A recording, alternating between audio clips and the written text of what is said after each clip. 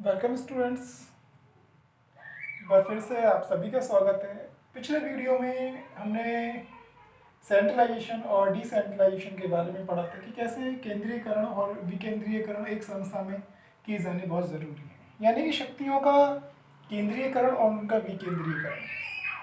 कुछ शक्तियाँ ऐसी होती हैं जो पद के अनुसार बांट दी जाती हैं, कुछ शक्तियाँ ऐसी होती हैं जो पद के पास ही सीमित रहती हैं।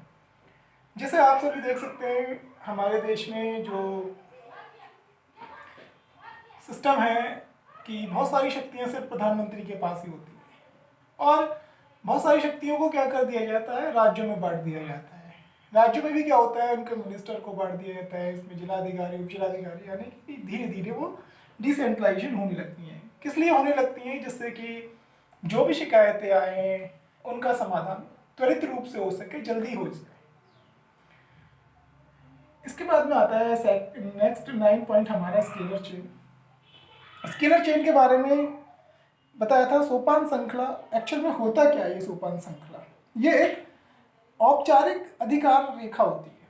क्या होती है? औपचारिक अधिकार रेखा होती है जिसमें अधिकारों को बांटा जाता है। जो अधिकार होते हैं वो कैसे होते हैं? उच्च अधिकारी से निम्न अधिकारी की तरफ चल रहे होते हैं। ये होता है हमारा स्केलर चेन। अब इसमें फ्योल की क्या विचारधारा है? फ्योल्स का जो ओपिनियन है उसमें ये कहा गया है फ्योल्स ने कि इनका सख्ती के साथ पालन किया जाना चाहिए। जो ऑर्डर है, जो स्केलर चेन है, उसका पालन सख्ती के साथ होना चाहिए। और जो संदेश वाहन है, यानी कि प्रत्येक जो मैसेज है, हर मैसेज या कम्युनिकेशन जो है वो ऊपर से नीचे की तरफ एक सीधी रेखा में चलना चाहिए। और इसमें यह भी कहा गया है कि इसमें किसी भी पद की अनदेखी ना की जाए। जैसे समझ लीजिए पद है हमारे ए बी सी डी ई, तो ये सीधे ऐसे करके चलेगा, एक सीधी रेखा में चलेगा और इसमें किसी भी पद की अनदेखी नहीं की जाएगी। मान लीजिए ये नहीं है कि ए से सीधे ही ई पर आ जाएगा, ये ए से सीधे सी पर आ जाएगा, ऐसा कुछ नहीं होगा। इसमें स्ट्रिक्टली इसको फॉलो किया जाएगा और इसमें कोई शॉर्टकट नहीं होगा, यानी कि किसी भी पद की इसमें अनदेखी नहीं होगी। जितने पद दिए गए सभी से वो संदेश वाहन गुजरेगा। नेक्स्ट इसमें था फ्योल्स लैडर। फ्योल्स में एक सीढ़ी बनाई थी जिसको दोहरी श्रृंखला द्वारा स्पष्ट किया गया था। ये सीढ़ी कैसी थी? इस टाइप से बना हुआ था, ठीक है।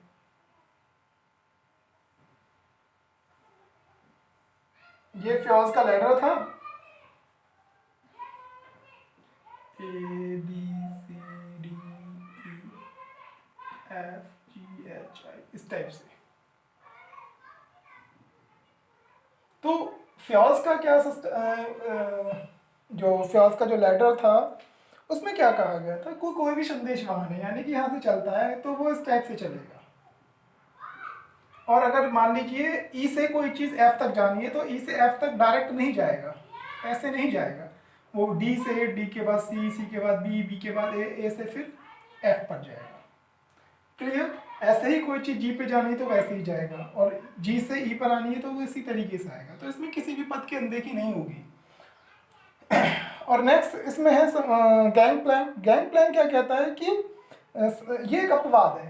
समतल संपर्क, समतल संपर्क का मतलब क्या होता है? ई और आई, ई और आई ये समतल संपर्क, क्या ये कम्युनिकेट कर सकते हैं? कर सकते हैं, लेकिन करेंगे नहीं क्योंकि स्ट्रिक्टली इसको फॉलो करना है। ये अपवाद है, इसमें समतल संपर्क नहीं होगा। अगर ई को आई से कांटेक्ट करना होगा, कम्युनिकेट करना होगा, तो ये यहाँ से स्टार्ट करके इधर पहुँचेगा, D C B A F G H, उसके बाद में आएगा। तो ये इसका गैंग प्लैंक यानी कि समतल संपर्क है। तो ई को आई से संपर्क करने के लिए इन सभी की अनुमति लेनी पड़ेगी, इन सब की परमिशन होगी, उसके बाद में ये इससे कम्युनिकेट कर पाएगा। ये है जाता है हमारा सोपान श्रृंखला। उम्मीद है सभी को समझ में आ गया होगा। इसके बाद में आता है हमारा ऑर्डर।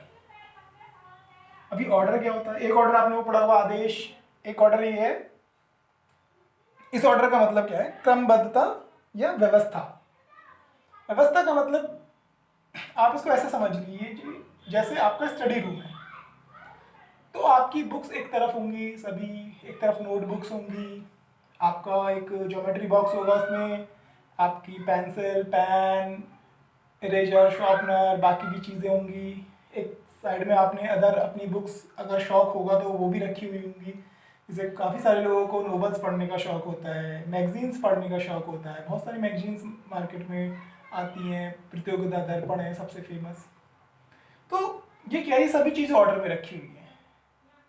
और एक और एग्जांपल, किचन में जाते हैं तो वहाँ सारी चीज़ें एक तरफ लगी हुई रहती हैं ना, कि मसाले एक तरफ हैं, ये चीज़ें एक तरफ, बर्तन एक साइड हैं, ये इस तरफ, ये इस तरफ, सब्जी इधर इधर रखी हुई हैं।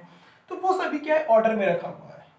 सपोज दैट, समझ लीजिए आप अपनी बुक किचन में रख दीजिए, किचन के मसाले अपनी बुक शेल्फ में रख दीजिए, क्या होगा, प्रॉब्लम क्रिएट हो जाएगी ना। और जो भी देखेगा ये बोलेगा ये तो बेवकूफ़ है, ये क्या कर रख किया हुआ है। तो चीज़ों को व्यवस्थित रूप से रखना, वो क्या कहलाता है, हमारा ऑर्डर कहलाता है।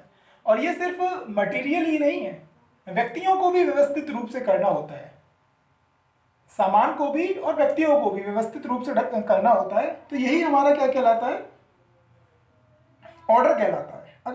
अगर ऐसे नहीं किया जाएगा, अगर ऐसे नहीं किया जाएगा तो काम में दिक्कतें हो जाएंगी, प्रॉब्लम्स क्रिएट होने लगेंगी।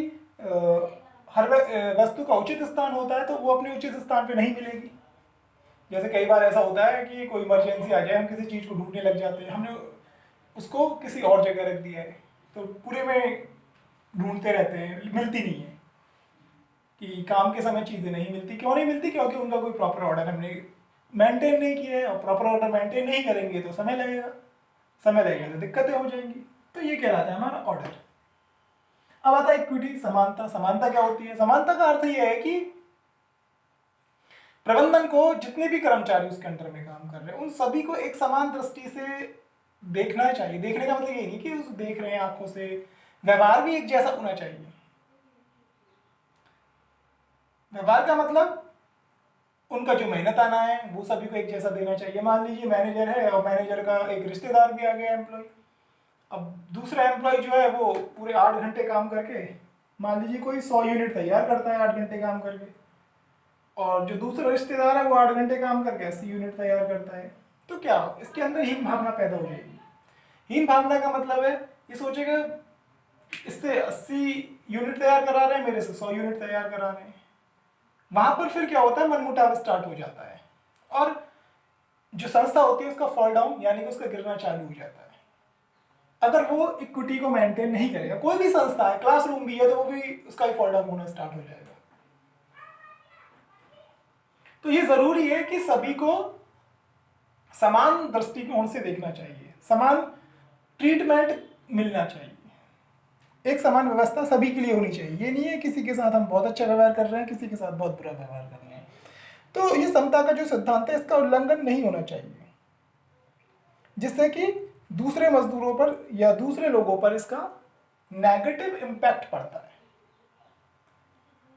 और इससे क्या होती है, कंपनी की या जो संस्था है उसकी जो प्रोडक्टिविटी होती है वो इम्पैक्ट हो जाती है। कल को ये भी क्या करेगा, ये भी काम चोरी करेगा, ये भी 80 बनाएगा कि मैं 100 क्यों बनाऊं, जब ये 80 बना रहा है तो मैं भी 80 बनाऊंगा, मैं क्यों 100 बनाऊं। क्लियर है ना। और नुकसान किसका होगा, ऑर्गेनाइजेशन का। इस टाइप के लोगों को क्या बोलते हैं, फ्लैटर, चापलूस। नेक्स्ट आता है stability of personal. Stability of personal का अर्थ होता है कि कर्मचारियों में स्थायित्व। स्थायित्व का मतलब है एक कर्मचारी किसी संस्था में कितने समय तक काम करता है, ये बहुत जरूरी होता है।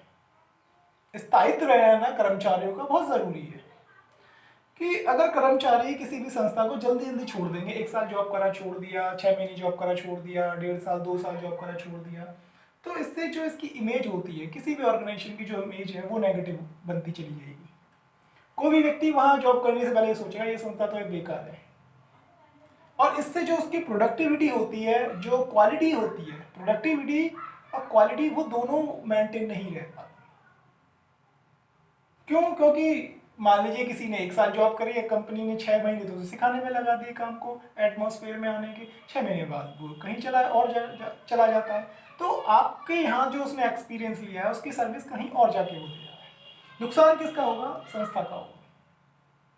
और उसकी इमेज डाउन हो जाएगी। ये कैसे संस्था है, यहाँ से तो लोग हर रोज जाते रहते हैं, हर साल यहाँ से जो जॉब छोड़ छोड़ के। तो कोई भी बेहतर स्किल्ड जो लेबर होगी वो नहीं आना चाहिए। हम बात करते हैं दुनिया की सबसे बेहतर संस्थाओं की, माइक्रोसॉफ्ट के ऑफिस की, गूगल के ऑफिस की फेसबुक का कार्यालय है, और हमारे यहाँ टाटा का ऑफिस है। तो यहाँ पर इन कंपनियों में हर व्यक्ति जॉब करना चाहता है। क्यों? स्टेबिलिटी बहुत बेहतर है। ये यानी कि जो 14 प्रिंसिपल है इनका बहुत अच्छे से वहाँ पर इस्तेमाल किया गया है। इसीलिए 13 जो प्रिंसिपल है हमारा, इनिशिएटिव, पहल क्षमता। पहल क्षमता में क्या होता है कि इसमें कर्मचारियों को उनके जो योजनाएं होती हैं, उनके द्वारा जो योजनाएं बनाई जाती हैं उनको अडॉप्ट करना। सपोज दैट कि मान लीजिए आपके मन में कोई विचार आता है और आप कहें कि नहीं सर ऐसे नहीं, ऐसे होना चाहिए, ये व्हाइट बोर्ड नहीं ब्लैक बोर्ड होना चाहिए और चौक से लिखिए, और हम उसको अप्लाई भी कर देते हैं, तो क्या होगा, आपके अंदर एक पॉजिटिव कॉन्फिडेंस आ जाएगा। और उस कॉन्फिडेंस का फायदा होगा कि आप और ज़्यादा बेहतर तरीके से सोचने लगेंगे कि हम इस चीज़ को बेहतर कैसे कर सकते हैं, क्योंकि हमारे जो सुझाव हैं, जो सजेशंस हैं, वो अप्लाई हो रहे हैं। और डेफिनेटली जो व्यक्ति यहाँ पर रहता है, जिस चीज़ को वो फील करता है, वो उस जगह की कमियों को ज़्यादा बेहतर तरीके से बता पाता है। तो यहाँ पर ये ज़रूरी हो जाता है जो उनके इनिशिएटिव्स हैं उनको अप्लाई किया जाए, जो बेहतर इनिशिएटिव्स हैं। लग रहा है कि 100 सुझाव आए हैं, 100 में से 10 ऐसे सुझाव हैं जिनको अप्लाई करने से ये चीज़ बेहतर हो सकती है, तो हमें वो निसंदेह बिना किसी देरी के अप्लाई कर देनी चाहिए। Spirit the corps. Spirit the corps होता है सहयोग की भावना, कि जितने भी कर्मचारी किसी संस्था में काम करते हैं वो विकास की भावना से ओतप्रोत होने चाहिए, यानी कि उनमें संस्था को विकसित करने की भावना होनी चाहिए और एक दूसरे का सहयोग करने की भावना होनी चाहिए। यही हमारा स्पिरिट द कॉर्प्स है। जैसे प्रेजेंट में बहुत सारे लोग लगे हुए हैं, आप देख रहे हैं कि प्रवासी मजदूर जो हैं उनका एक बहुत बड़ा मुद्दा हमारे देश में चल रहा है। अलग अलग राज्यों से आ रहे हैं, पैदल चल रहे हैं, साइकिल से चल रहे हैं, रिक्शे से चल रहे हैं, और सरकारें अपनी तरफ से पूरी कोशिशें कर रही हैं उनको बसों में भेजने की, रेलगाड़ी में भेजने की। और जो आम नागरिक हैं, हम और आप हैं, हम भी उनकी पूरी सेवा में लगे हुए हैं। जहाँ भी दिखाई देते हैं उनको भोजन पानी की व्यवस्था करते हैं, शेल्टर की व्यवस्था करते हैं। शेल्टर परमानेंट नहीं है, टेंट टाइप में जो लगाए जाते हैं उनकी व्यवस्था हो रही है। तो ये क्या है, सहयोग की भावना है कि हम आपस में सहयोग कर रहे हैं, सरकार का भी सहयोग कर रहे हैं, देश के हर व्यक्ति का सहयोग कर रहे हैं, और वो जो अपना सब कुछ छोड़ के वापस एक जगह से दूसरी जगह या अपनी पैतृक जगह पर जाना चाहते हैं उनकी सहायता कर रहे हैं। तो ये होता है स्पिरिट द कॉर्प्स की किसी भी तरीके से हमें ये चीज़ें अचीव कैसे कर सकते हैं। तो सहयोग होना चाहिए, सहयोग नहीं करेंगे तो दिक्कतें आ जाएंगी।